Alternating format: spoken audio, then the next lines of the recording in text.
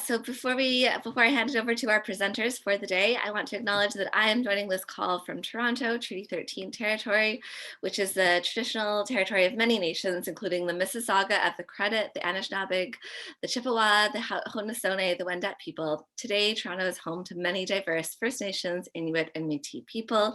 I hope you'll take a moment to acknowledge the land that you are joining from as well.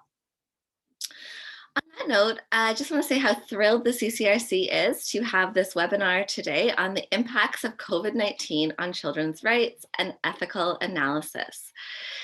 We have with us today Sidney Campbell, who is a PhD candidate studying health policy in the Institute of Health Policy Management and Evaluation at the University of Toronto, and simultaneously completing a collaborative specialization in bioethics through U of T Joint Center for Bioethics.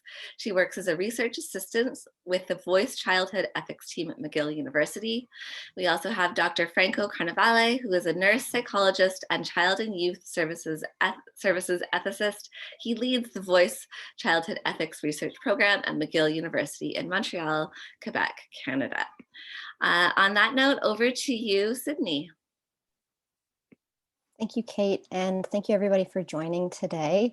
So today's talk, as Kate says, will provide an ethical analysis examining the ways in which COVID-19 has impacted children and their rights. And I'll pass it over to Franco to get us started. Oh, well, great. Thank you so much, Kate, for the introduction, and I'm thrilled to be here. Next slide, please. So as this slide outlines, this is our plan for this webinar. We'll start off with a bit of description of context and background to the work we're going to be presenting. We'll present some of our current research along with the methods we use and our findings, and looking at how we're applying a child rights lens to the work that we're doing, and then close by looking at next steps, calls to action, and then some final questions and discussion with all of you. Next slide, please. Just on this slide, we've just outlined some examples of some of the analyses with an ethical orientation that we've been trying to conduct during the course of this pandemic. Mindful and quite concerned about the real absence of attention towards impacts that are being borne by young people, in particular children and youth. And I think for the purposes of the seminar, let's just say that we'll use the term young people to refer to children and youth inclusively. Very concerned, and I think a lot of the research that's been done has focused to some degree upon some psychological impacts. And we think that some of the wrongness of some of those impacts haven't been brought out clearly enough. And so we have brought an ethical lens to really try to highlight some of the impacts that we consider to be significant ethical breaches within a lens of injustices, which we'll describe further in a moment. As you heard in the introduction, both Sidney and I work within the Voice Childhood Ethics program at McGill University. I lead this program, and we'll be saying a little bit more about what childhood ethics is in just a moment. So to give a bit of context to our focus for this webinar today, in most countries around the world, though not all, the ways in which childhood is understood politically, clinically, and socially is through Piaget-style stage-based developmental models, whereby age is used as a key criterion to distinguish and separate those who are under a certain threshold, often 18 years, sometimes 16, sometimes 14, and those who are above a certain threshold. These constructions position children as others, or human becomings, who are less than adults, and whereby adults are considered the prototype of human beings. Young people are not seen as persons in themselves, but rather as persons in becoming. In addition, these developmental models create a universal experience of childhood, whereby it's presumed that there is one correct or normal path or trajectory for a human becoming to follow in each so-called stage of childhood. This means that all children across all times and spaces are often treated or ought to be seen in the same way. In addition, childhood is seen as a state of inexperience or not knowing. often using terms like immaturity, incompetent, incapable. Although this overlooks the variety of experiences that children can have, especially those who have experienced layers of societal barriers, discrimination, harm, and/or vulnerability. COVID has challenged this idea of innocence or inexperience, as the pandemic is forcing everyone, young and old, to confront the realities of social isolation, illness, and death. Employing a conceptualization that in many ways marginalizes children has had serious impacts during the pandemic, which drove our team to examine children's experiences through research.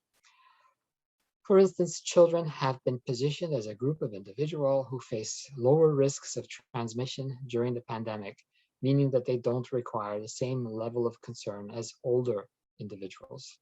Or children have been positioned as germ spreaders, so germ spreading rascals and scoundrels that could kill their grandparents by infecting them, though recent literature has challenged this, indicating that children are not actually likely to be super spreaders. When we began this work, there was also a lack of theoretically informed ethical analyses about pandemic measures to examine where pandemic response plans have been ethically problematic or impermissible, and where they have been ethically beneficial, especially from a childhood lens. And just as a quick example, there have been situations of prolonged barriers, obstacles, or total prohibition of child access to their parents, particularly children, disabled children living within long-term care settings, where for the span of weeks or even months, the physical access to their parents was totally prohibited, which raises ethical problems of all kinds, um, which we will discuss further as we go through here. Next slide, please.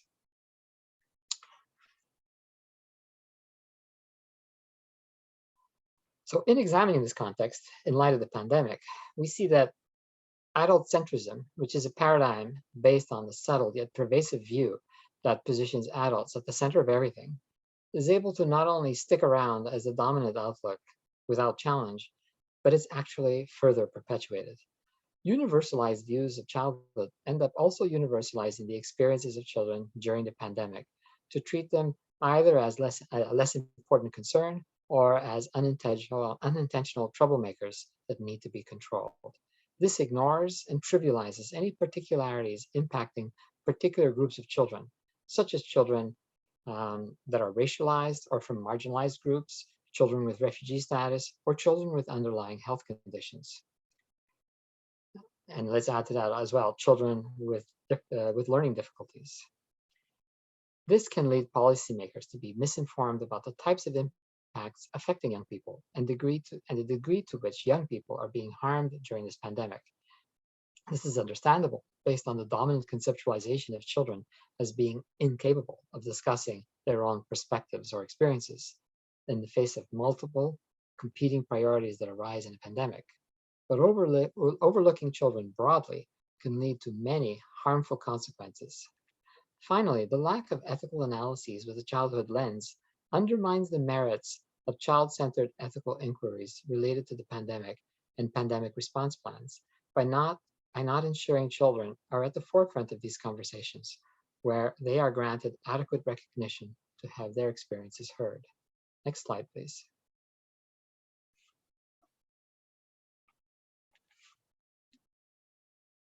Sorry, just adjusting my screen here. So these impacts have become particularly pertinent to consider when evidence continues to emerge indicating that young people are actually not doing okay during the pandemic. This quote by Dr. Daphne Korzak, a child and adolescent psychiatrist from Sick Kids in Toronto, based on her emerging studies on the mental health impacts of COVID-19 on young people, which indicates that these impacts are serious. Next slide, please.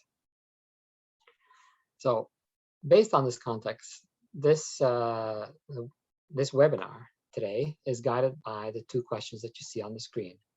In what ways have children and youth been treated impermissibly during the pandemic?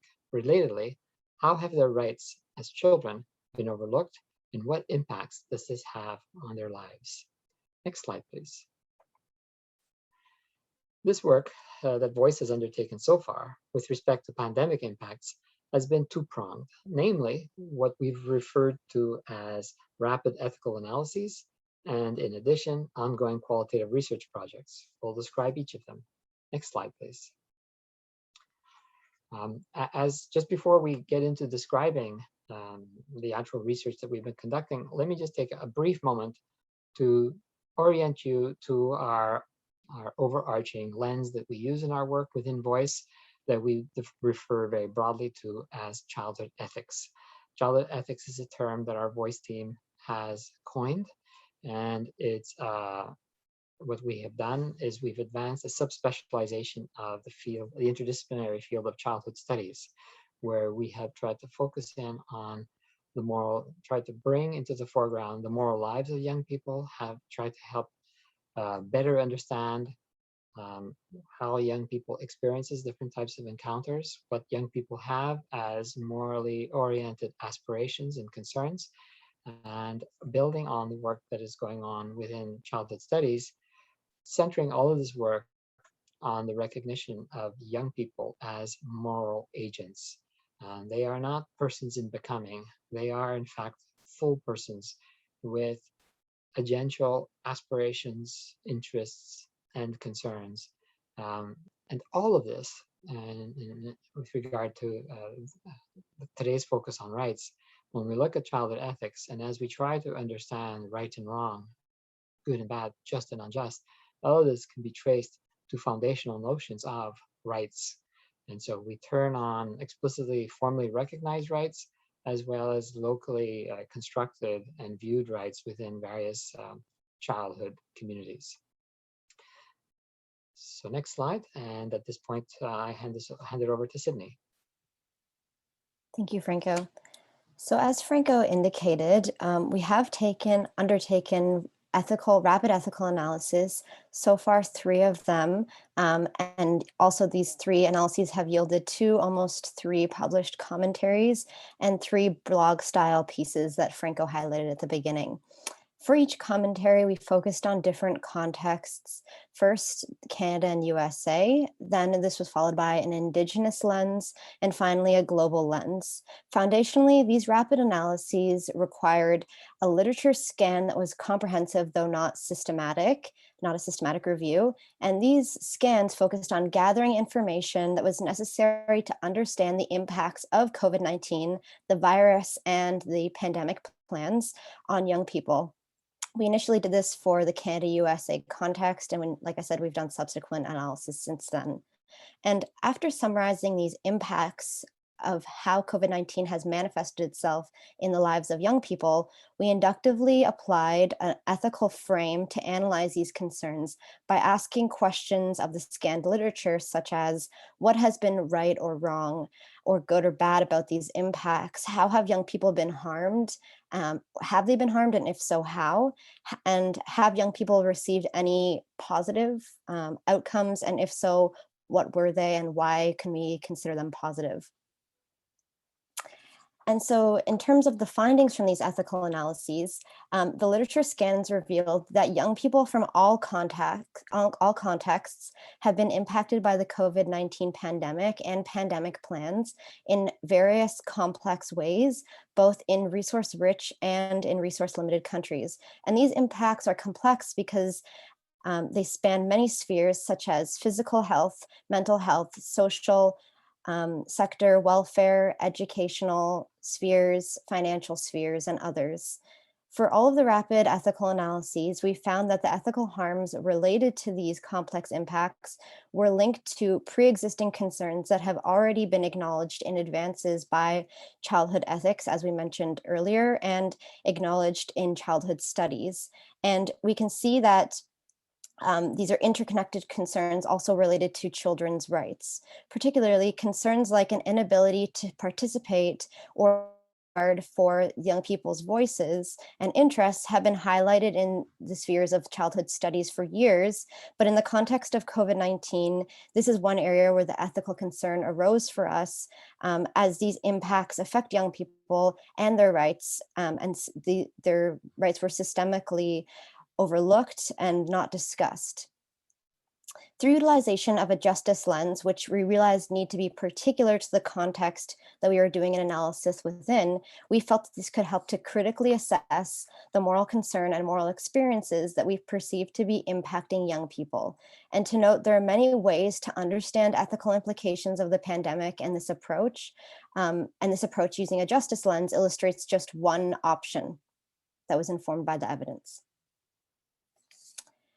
So in our original analysis, again, focused on Canada and USA, we relied on a well-being notion of justice as it was articulated by Powers and Faden, which required 6 irreducible social conditions to be secured to a sufficient degree, whereby sufficiency is based on the context that we're considering.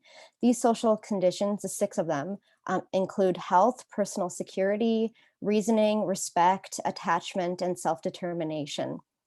We thought that these principles aligned with a Western view of justice articulated in and by the constitutions of Canada and the US, especially since notions of autonomy and social determination are perceived as fundamental in these countries. And so injustice then arises when these conditions, the 6 of them, are not met to a sufficient degree. In our study that used an Indigenous lens, we constructed one potential ethical framework that was used to examine the ways in which Indigenous communities and children and youth in particular were harmed, that relied on a framework of interconnected relationships, holism, and restorative justice. And here, taking up a restorative justice lens is often central to how justice is conceived for many Indigenous communities, whereby the focus is on healing relations in a community through accountability and action, as opposed to the punitive focus in Western justice frameworks. And so we see that Indigenous children and youth have been impacted in various ways without adequate acknowledgement or resolution, and these impacts also differ across communities. And these will be discussed momentarily. The work that Voice has done in this area on utilizing traditional Cree values to construct one potential framework to understand the impacts of COVID-19 and on youth, under which restorative justice is a key value, is the perspective that we decided to focus on. And in our global study, we chose to use a justice frame that was supported by global health scholars as articulated through the capability approach outlined by Nussbaum and Venkatapuram. We wanted to move away from a well-being notion of justice, as we felt that the social conditions that were articulated may not align with the community-centeredness of the global exemplars that we were focused on, namely Brazil, India, Iran, Lebanon, Mexico, Nigeria, and Syria. The capability approach asserts supporting the capabilities of individuals to conceive, pursue, and revise their life plans to a minimum threshold where dignity is maintained. Nussbaum in particular posits 10 capabilities that must be met to a threshold level as the minimum requirements of justice. And as such, justice requires that societies ensure the world beyond the individual state one resides in do not interfere with these individuals' development of their core capabilities and political participation. And for the purposes of this talk, I won't list all of the 10 core capabilities that Nussbaum posits, but these include things like having shelter, being able to play, having good bodily health and nutrition, etc., all of which were closely aligned with the UN CCRC. And so upon reflection with global scholars at McGill University, we felt that this frame, the capability approach, aligned with our perspectives and perceptions around the ethical concerns that were associated with harms affecting young people in resource-limited countries. And so by using a justice frame, again, each justice frame having to be specific to the context, we then asked ourselves, according to this view of justice, how have young people been treated unjustly or, on the other hand, justly during the COVID-19 pandemic? And what we found was in the Canada and US analysis, we broke these injustices down into 2 categories. First, substantive injustice refers to injustices that are related to the outcome of a decision. Due to the immediate prioritization of the physiological impacts of vaccine spread, and based on the better survival rates that young people have from the virus itself, other concerns affecting younger people were granted lower proportional consideration. However, this undermines the de facto well-being of young people, as less resources were able to be invested into the other areas in which young people were experiencing harm. And according to the definition articulated by Powers and Faden, this is unjust. Despite dominant conceptualizations of children and youth as immature and capable objects, moral objects in need of protection, what was found is that young people within the COVID-19 pandemic context were seen to be resourceful and resilient, needing to overcome their harms by themselves or with the help of their parents. On the other side, procedural injustices are those injustices related to the process about how a decision is made. The political processes that have governed COVID-19 responses have not demonstrated meaningful consideration of young people's voices and experiences as young people themselves. While young people and their families have been primarily responsible for addressing all non-physiological needs that they have not been granted meaningful participation to contribute to these conversations and to clarify their needs and interests. And so as such, policy-related decisions that do not sufficiently ensure the well-being of young people have also justified their decisions for ignoring these harms or offered space to discuss these concerns with, and have not offered space to discuss these concerns with young people, indicating an unjust process. In the context of the Indigenous analysis, and based on a restorative justice lens, a team of scholars, which Franco and I were a part of, identified several core features of injustices that young people are facing as a result of lack of attention to and acknowledgement of their community and children's needs, and a lack of action to actually resolve these communities. And so as the slide states, Indigenous children continue to face disproportionate pandemic-related challenges due to deficits in the preparedness and action of the government. This includes a lack of health, social, and public services that has been a longstanding issue for Indigenous communities and people. And it has also made more urgent the need for these services in the pandemic context in particular. And resolution requires actually shifting away from a blanket approach to meet the needs of Indigenous communities, which may be more individualized. And then additional challenges related to broadband connectivity and mobile technology that have also been pre-existing and amplified by the pandemic have impacted Indigenous children's rights to education and economic opportunity. And finally, for the study that employed the global lens, we found injustices that were kind of arising in these two categories. Pandemic response plans in the global exemplars aforementioned have demonstrated that children's rights, likely unintentionally, have not adequately considered the COVID-19 context. Essentially, the 3P rights categories, particularly protection from harm, participation, and provision of assistance, have largely been ignored or violated by pandemic response plans. And in the COVID-19 context, where various rights of children are already not being protected, upheld, or prioritized in the face of mandatory choices about resource allocation, young people also having their capabilities undermined and ignored, and by extension, their dignity threatened, is an injustice. When young people are not able to participate, they are not protected, despite evidence that indicates increasing psychological, physiological, and economic harms. And when they're not supplied provisions to improve their lives, their capabilities, as outlined by Nussbaum, are not sufficiently met to the threshold degree required. As a result, the pandemic has exposed these significant injustices that young people are forced to confront, and these are especially exacerbated in systems that are not built to withstand increased harms in a variety of dimensions besides merely transmission-related concerns, or where resource constraints are particularly strenuous. So that was kind of a summary of our rapid ethical analysis. And now, how do our qualitative studies that are ongoing fit into this picture? So we do have two studies that are ongoing at present. The first study examines the experiences of socially disadvantaged families and children in Montreal who receive educational support through a community organization. And this was informed by the harms we've noticed and outlined in our rapid ethical analyses, conversations with staff from the community partner organization, and based on the goal of understanding the moral experiences of young people through talking to them about their values, priorities, and perceptions, in this case to inform educational policy decisions.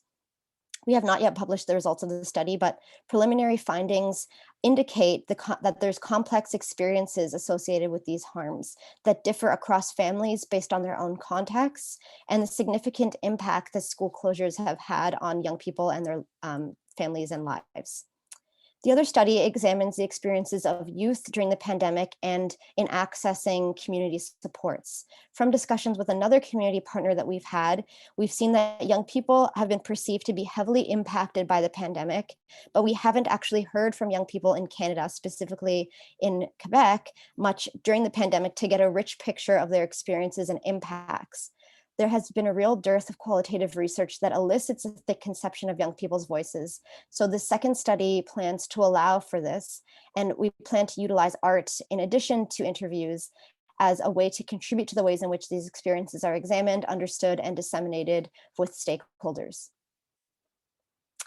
Although young people have been faced with extremely complex harms during the pandemic, young people have also managed to be extremely adaptive and resilient during the pandemic as well, and in many cases have had to make the best of a bad situation. Our studies have shown that young people have created new ways to form connections in their social circles. There's increased transparency with young people, as indicated by conversations with our Prime Minister and young people. It has led to adaptive solutions in education in some cases and in childcare, and it has also allowed spaces for young people to actually ask questions of their parents and of their political leaders. Other studies have also shown that the pandemic has allowed more time for young people to spend with their families and friends in particularly in online settings. It has allowed them to develop new hobbies, and it has developed healthier habits. Healthier I'm putting here because there's some language that differs in context, but these include things like eating better or exercising more. But this is all to say that it's important to remember that the reality that the perspectives, experiences, and voices of young people remain at the margins of important policy conversations at all levels rather than at the forefront. And as a result, the rights of young people in Canada and elsewhere have largely been overlooked or deprioritized. In some places, these findings are not new, as children's rights have been on the back burner long before the pandemic. And while we acknowledge that the pandemic scenarios, tough choices need to be made, and we recognize that these choices to disregard children's voices, experiences, and perspectives are likely far from intentional, it is important for childhood scholars and children's rights advocates to consider challenging the status quo to ensure that power dynamics that keep young people in silenced spaces for most of their childhood can potentially be changed, and to recognize how vital it is to uphold children's rights, human rights, to the greatest degree possible, even in a pandemic scenario, because we as a society expect policymakers to do this with all human rights. And so from an article on the conversation mentioned by Franco earlier, or implied by Franco earlier, Professor Julie Garland reminds us that supporting children's human rights today and every day means taking seriously their questions, concerns, and capabilities. And this means challenging the notion of child innocence as being central to the concept of childhood itself. Children need to be involved in these conversations. As such, we need to reflect on a recent statement, or we should reflect on a recent statement by childhood studies and childhood rights scholar Dr. Kay Tisdale that she made on a recent panel, whereby she states, we need to stop asking whether we involve children and young people, so the question can become how we are going to do so. This is the time to do that. And we might go even broader so that we can begin thinking about how we are going to consider the rights and well-beings of young people or children in all policies, especially during a pandemic where these harms are amplified. And I'll pass back to Franco.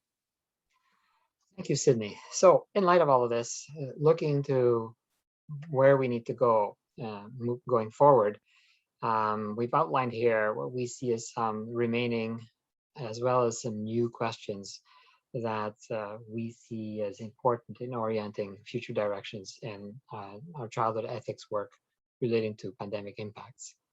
And so looking at the questions on the slide, considering that we do not currently have an ethical plan or framework to attend to, account for, or reconcile with children and youth interests and rights, especially in addition to those of adults, it seems essential to develop one. to develop one, and as such, what ought this framework to look like? How can the childhood ethics paradigm encourage and/or challenge decision makers tasked with pandemic planning? And then finally, after recognizing the ways that children's rights have been impacted in Canada, what steps can policymakers take to rectify these harms and/or to mitigate these impacts in the future? And we thank you for this opportunity. We've been very expedient and hope to have lots of time to have an open discussion.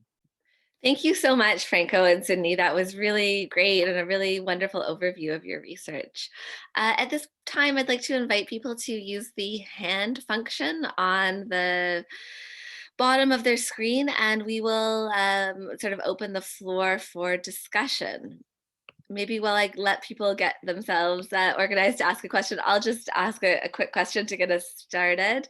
And that is around sort of what surprised you with this research. It sounds like some of the frameworks that you're discussing, you'd already thought about sort of pre-pandemic, but what has surprised you sort of during this research and the pandemic? Sidney? Thanks for this question. It's an interesting one because I think a lot of the motivation leading us to undertake this research was essentially what we found, like what we thought we would see is what we found. But I think some of the things that surprised me is really because we were able to utilize different lenses, in particular a global lens, an Indigenous lens, and a lens looking at Canada and the US in particular. The fact that there was so much overlap in the impacts, but not a lot of that overlap is actually discussed at the policy tables, at the scientific tables, or really in the literature. A lot of what we found was just, reports or, discussions that were in particular context, but not really looking at an overlapping picture. I think that was something I found to be surprising, that in the grand scheme, the way young people have been impacted overall on the whole, even though they reside in resource-rich settings or resource-limited settings, that wasn't really something that was discussed a lot of the time. I'm not sure, Frank, if you have a different. Could I take the liberty and replace the word surprise with disappoint? Yeah, of course. Yes, please do. As I mentioned in the introduction, I am an ethics consultant. So in addition to all of this evidence syntheses, and I have to say out loud, Sidney has been sort of a powerhouse really in driving a lot of this work and really making sure that we were on top of what is known, what is out there, what do we need to know, and I'm just absolutely so grateful to have this opportunity to work with her. Alongside that work, I have been doing a lot of work as a consultant in different kinds of settings, whether healthcare setting, community organization, child welfare contexts, mental health settings, school contexts. And there are, and as I have no doubt, so many of the people who are present here, there are so many tremendously heartbreaking scenarios and situations that have been largely concealed, that have been largely absent from the public imagination. And if anything, they are presented more as just sort of unfortunate annoyances and disruptions caused by the pandemic. There are many young people who were already profoundly disadvantaged, whether in terms of mental health, their own mental health, family challenges with mental health, learning disabilities, economic disadvantages, that whose everyday life and their disadvantages have been massively amplified. And so I think that's part of the reason why we moved quickly to try to get a couple of qualitative studies up and rolling as quickly as we could. There will be more to follow, because we have focused in our childhood ethics work strongly on a frame that we call moral experience, and that is we want to really hear voices directly from young people themselves as they can articulate their struggles with right and wrong, just and unjust. So very disappointing in that I still think what we have right now is really just the tip of an iceberg. Thank you, Franco. Thank you, Sidney. And Penny has her hand up. Penny, you can unmute yourself. Go ahead. Thank you. This has been fascinating.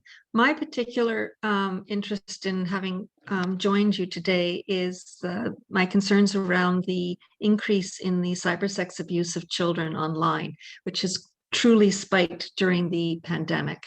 And so I'd like to hear if you've had any research as far as that's concerned, and how you imagine addressing that. Secondly, what you feel about, in terms of political response, about the numerous times in the last 15 years to try and bring about in Canada a commissioner dedicated to children and children's rights. And also to comment very quickly that there has been, it was adopted on February 4th of this year, the Convention on the Rights of the Child. It was the first time, it's called Comment 25. It's the first time in relation to the convention that children's rights are being framed within the context of a digital world. So I just wanted some comments on those issues. Thank you. Did you want to go first? You can go first, Franco, and then I'll jump in. I mean, I think at all levels, I think what you've pointed to, we've also seen, whether it's in the literature to some degree, and whether it's through some of our initial research that we've been doing, and as well through some of the actual community work, consultation work we've been doing, whereby online spaces are being used as a forum and as a medium for maintaining social connections, ongoing education, maintaining communities, and all those goods that have been at least maintained or used to mitigate some of the harms. How this has in some way created sort of an amplification of the online presence of young people and their and the ways in which they could be vulnerabilized, I think you pointed to very well. And I think it shows how unprepared and how inadequate the attention towards using a really comprehensive approach to managing harms within a pandemic has been. By and large, I mean, as Sidney pointed out, the prevailing priority has been on basically germ warfare and basically basic biological risk containment. So I'm not aware of there yet being really widespread, and Sidney, correct me if I'm wrong, of really adequate tracking of how many breaches and how many cyberbullying, cyber offenses have particularly been linked to the pandemic, but definitely through case examples and so on. We know that it's a serious concern. And with regards Sorry, I was going to say that if you look through Interpol, you'll find some statistics in terms of worldwide effect, and the RCMP here in Canada also has some data on that. So, just worthwhile. Yeah. With regards to the youth commissioner, child advocate initiatives, Canadian level, provincial level, I think as many people in this group will know, there's been a fairly variable story there. I mean, I happen to have a nice affiliation with Christian Whalen, who's a child youth advocate in New Brunswick, where I think a lot of very significant advances have been made using child rights impact assessments on a more consistent basis. And he recently reported, really favorable advances in the way in which children's rights are being recognized.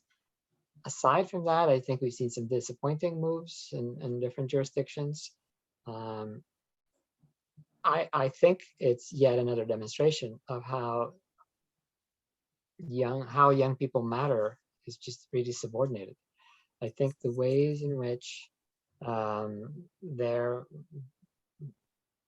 risks for vulnerabilization are adequately understood just really remains trivialized, profoundly worrisome. The only thing I would add is something that I think we've seen from the literature so far when we were doing these analyses is that in the resource limited countries, there was a real emphasis on the ways in which internet, like continual access to the internet, continual immersion in these online spaces is a potential harm. And I don't think from the literature, I mean, I think it's emerging as you said, but I think when we were doing the analysis of Canada and the US, that wasn't a particularly prominent concern at that time. And again, this was in July when the pandemic was relatively new, but I think emerging concerns around that are definitely well situated in the evidence with online bullying and, as Franco said, the heightened risk of children being targeted through their vulnerabilities online in online spaces. It requires more attention, particularly in the Canadian sphere. There is you. also, Oh, sorry, go ahead. there's also a question in the chat from Catherine Manson, and she asks, was there any contact with mental health services such as Kids Help Phone? What specific harms were addressed? Will the framework address community supports work better with youth? So I think that we reflected on some of the data that was kind of provided by Children's Health Phone, particularly the increase in when we were drawing together all the impacts of COVID on young people. The mental health impacts were outlined by Children's Health Phone or Kids Help Phone, considering the increase in the number of calls, increase in suicidality in young people at that point. Those were reflected in the ways in which the harms were conceived, and also in the ways in which injustices related to these harms were positioned in our paper. And particularly when we're thinking about the well-being needs that are outlined in a social justice framework provided by Powers and Faden, mental health is one of the needs that underlies bodily health. So I think we acknowledge that, but I also understand that more research has come out since we provided that analysis. So kind of reintegrating that into how the impacts have even further been exacerbated is important. And I like to add to that, and this is drawing more from my own ethics consultation, clinical ethics consultation work throughout the pandemic. Among the many places I work in, one is a child and youth mental health services a referral center. So it's a major center where I've been working as an ethics consultant all the way through this pandemic, and I think a lot of what these frontline services have been experiencing is yet to be properly documented, because this is serious, and I think there's, first of all, important lessons to be learned in terms of longer term pandemic measures, but also recognizing that there are some very serious mental health impacts and harms that will require very, very long-term support to try to address some of those harms to the extent that they can be addressed. And I think there's a strong conviction that some will not be fully reparable. During, I think the presumption that some mental health services could be maintained online has been tormentingly painful for a lot of mental health workers. I mean, a huge escalation of moral distress among some of them, including child welfare workers. I was involved in consultations where you've got these community workers trying to support a child, but without having the usual safety measures that you might have in place when this is being done within a mental health setting, so that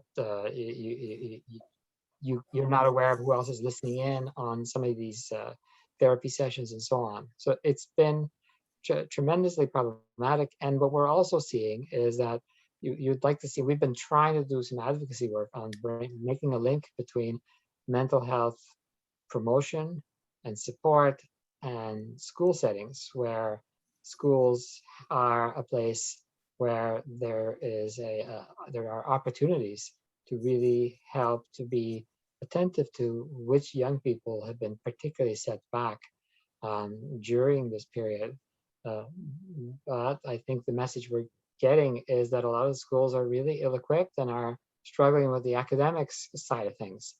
So the worries are huge, and I think we haven't quite gotten those very clearly defined, and this is work we're continuing to address. And Donna has her hand up. Donna, please unmute yourself. Sure. Thank you so much, Franco and Sidney. That was amazing. And I felt so validated hearing your comments about the research that you've looked at thus far. We just finished a study at Sick Kids with the help of 2 pediatricians where we individually interviewed children virtually. And a lot of the things that we see in some of the other literature that comes out of the large scale studies from UNICEF and Save the Children and World Vision, you know, this notion that voice is being captured, but in essence, where does all of that large data go? You know, it's not as tangible or as translatable into practice and policy changes. So for example, the children told us in our interviews that they missed touching and hugging their friends as a very basic sense of a human need. And you would never be able to capture that in a quantitative study because the questions are pre-designed and they mirror what the adults are thinking is important, as opposed to doing this exploratory interview or discussion with the school-age children that we had. So when I was thinking about what you were talking about, you know, how do we make policy changes so that we prepare better for the next pandemic, so that children, you know, that municipal leaders do not close playgrounds when that is one of the places where children meet up and play and are able to touch and hug. And so it's those tangible pieces, I think, that are critical here. And I wondered if you could speak to any of that. Thanks so much, Donna, for that comment. And wow, it's really powerful what you said about what young people have been kind of explaining and what their perceptions are and their needs and their interests. Like super interesting, first of all. And then I think in response to your question around how to translate these needs into a policy, or these kind of perspectives and experiences into a policy sphere, I do think that there is really important place for qualitative research here, because as you said, that the voices of children can be kind of lost, particularly the nuances between children's experiences can be lost in qualitative work. But like you said, like you've already indicated so well, the challenge is really getting that evidence into the hands of decision makers, and also ensuring, as Franco indicated before, that children are seen as an equal at the table when we're considering the impacts. Something that I think we've seen in kind of overarching throughout all of the work that we've done is that the focus has really been on the immediate concerns related to the pandemic, rather than long-term prolonged harms that are going to come about from these impacts. So when you speak about young people missing their friends and missing that aspect of touch, there are very serious long-term implications of that.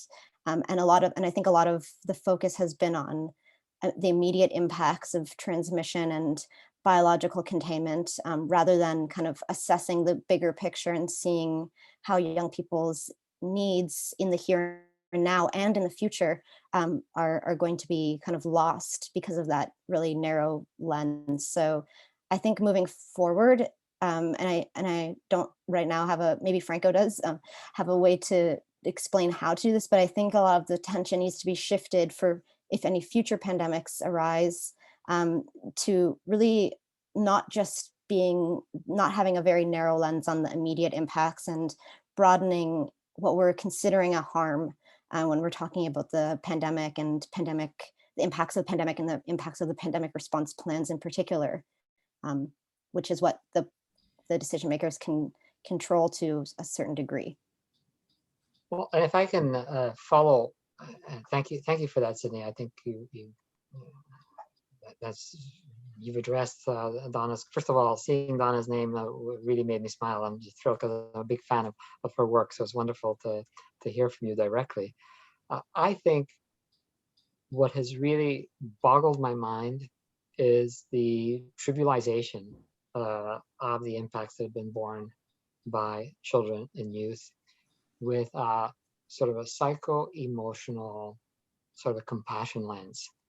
And that, although is necessary, is not sufficient. Some important aspects have been concerned.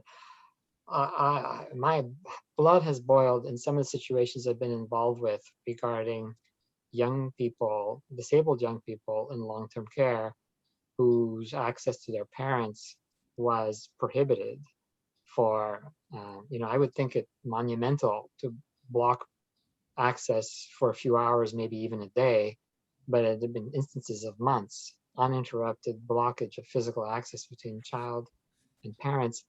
And the problem that I see is this: there is a tendency to characterize those problems as psychological ones, as isn't it a shame that in light of the pandemic, so this must be so hard for the parents, this must be so hard for the child. This is an ethical problem.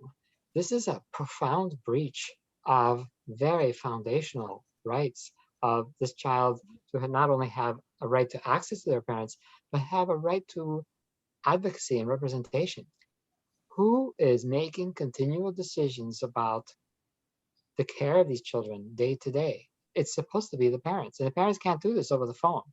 They have to be continually be the arbiter of this child's best interests, and to make sure that moment to moment,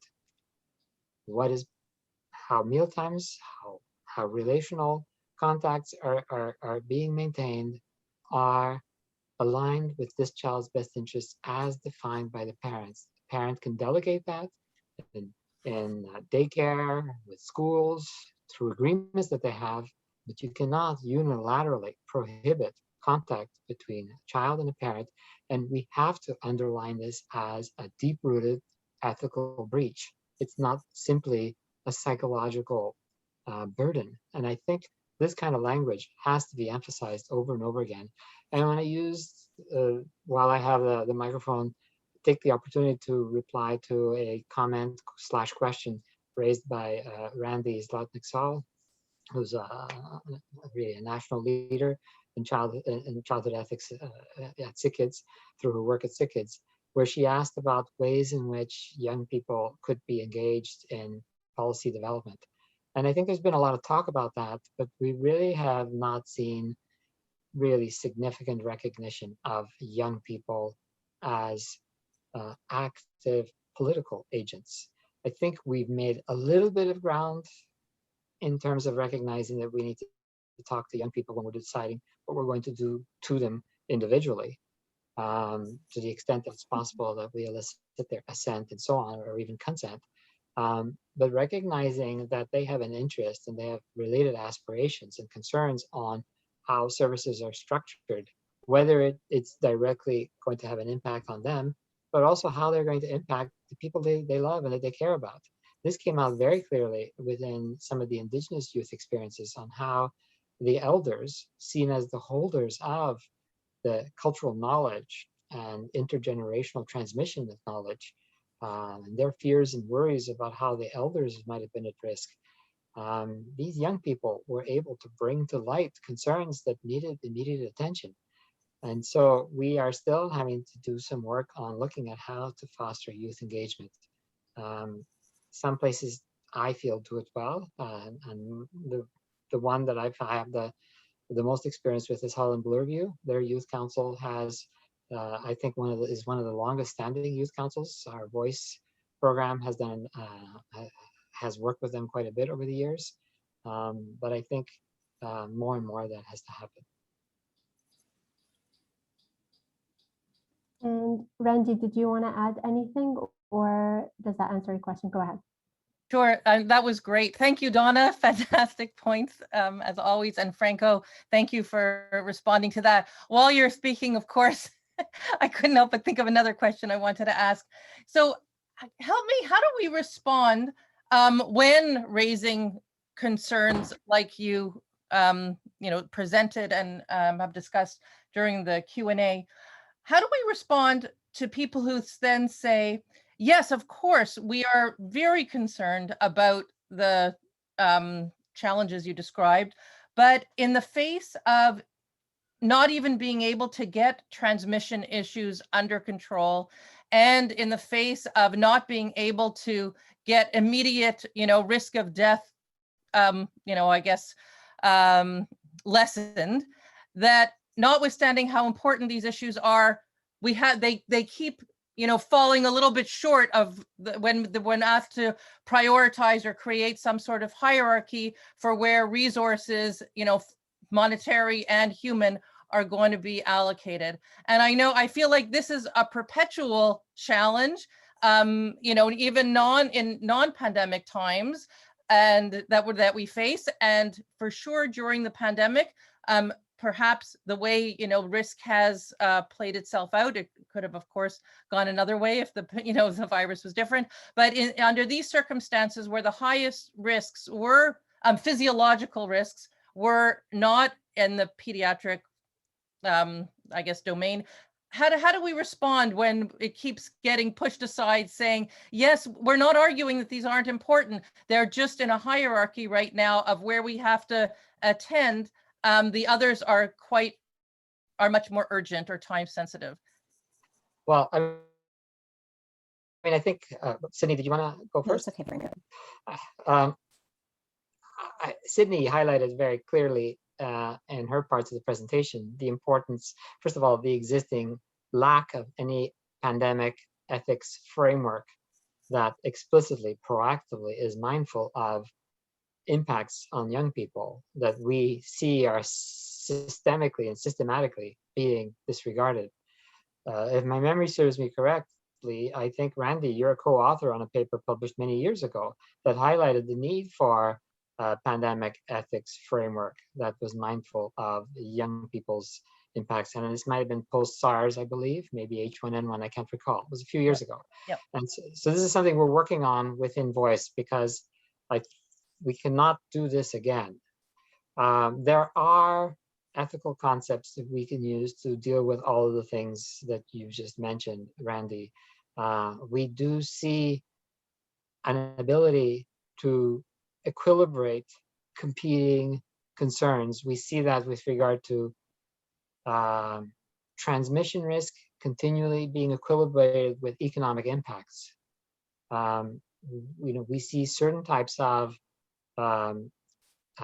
practices being permissible because access to pharmacies, access to grocery food is something that is deemed important. We have seen that it is practicable to ensure safe contact between parents and children within acute care hospitals. So we know that there are doable, excuse the grammar there, doable strategies that could be used to reconcile, to address, to mitigate some of these concerns, but they won't be addressed until their hugeness, the magnitude of the harms that are being caused, has to be properly recognized so that it's on a level playing field with COVID transmission risk. As at least on a level playing field with economic hardships that is getting a lot of attention. It's pretty much just biological infection and sickness and death and economic impacts. Those seem to be at the sort of high on the barometer. I think it's our responsibility, because we're so directly involved with this, to try to do what we can to make sure that these impacts are equitably entered into policy strategy plans. That's really helpful. Thanks so much. Thank you. we have a final question by Anamika. Anamika, please unmute yourself. Thank you very much.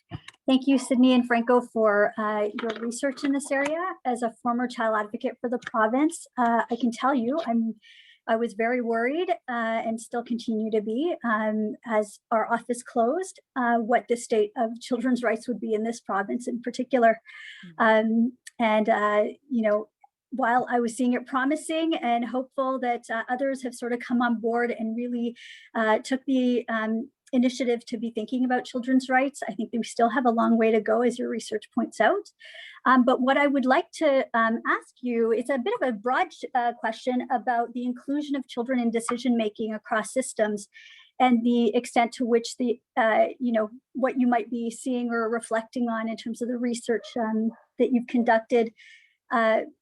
So if I could just leave it at that, just what has that looked like? Have you been able to sort of point to some things or offer some comments with regards to their engagement in decision making? Yeah, that's a great question. I think some of what Donna was suggesting, you know, the work that's been done by UNICEF and other groups, large scale studies engaging several thousand young people, highlights some of the ways that young people have been involved. But again, it really comes back to the ways in which that research are translated into policy impacts and onto the policy agendas of people in positions of power. And that comes back to the ways in which harms and people really in general are prioritized. And like we said, it's kind of, it's challenging because young people have really been decentered and put in the margins before COVID, and especially now, as Randy was highlighting, when we see the real emphasis being on controlling transmission, and that, you know, that deservedly does require a lot of attention. The voices of young people are really just on the back burner. So I think that what Franco was highlighting before, just having a new vision for the ways in which ethical frameworks, many of which, or particularly those that are used in Canada, are framed to ensure that there's a child-centered lens within those frameworks, is critical moving forward. Things like, for example, proportionality, that's one of the main key criteria for an decision or for a policy to be ethically sound in a pandemic. And when we think about how proportionality plays out in affecting young people, we need to consider the ways in which decisions such as the closure of parks or outdoor spaces impacts children directly, and how those harms, what kind of weight those harms deserve against other types of harms that are occurring, such as transmission. You know, there's evidence showing that outdoor spaces, emerging evidence and evidence since really near the beginning of the pandemic, showing outdoor spaces are not a key area for transmission. But the decisions, I think a lot of the fear around transmission being so central, controlling transmission being so central, prevents those decisions from having a child lens and recognizing that there are other harms associated with decisions that are primarily focused on containment. So that's just my response. I don't know, Franco, if you have anything to add. Just very quickly, because I know we're over time, one of the hugest barriers that I see towards respectfully recognizing and authentically listening to young people's voices and attributing due weight in the spirit of Article 12 of CCRC is the dominant, prevalent, patronizing construal of young people's perspectives as immature, incapable, and incompetent. I think a lot of the initiatives where you see dialogue with young people, I find it tends to be pretty patronizing and sort of construed as cute and adorable, rather than an expression of what matters to people within our society that are living experiences from their own perspective that needs to be understood and accommodated. And I think what I see, so I don't have great hopes that anything's going to be, you know, transformed immediately. Where I one area that Voice is putting a lot of its effort into is to looking at curriculum for our university programs as we prepare future policymakers, as we prepare community leaders and future advocates and people working with young people, is that at least we stop perpetuating this deficit-oriented Piaget stage-based style models that are profoundly outdated and dehumanizing and disrespectful. Thank you very much. And thank you to our presenters, Franco and Sidney. We really enjoyed this presentation. I think it was very useful. So we will post this on our website and we'll close it off there. Thanks a lot.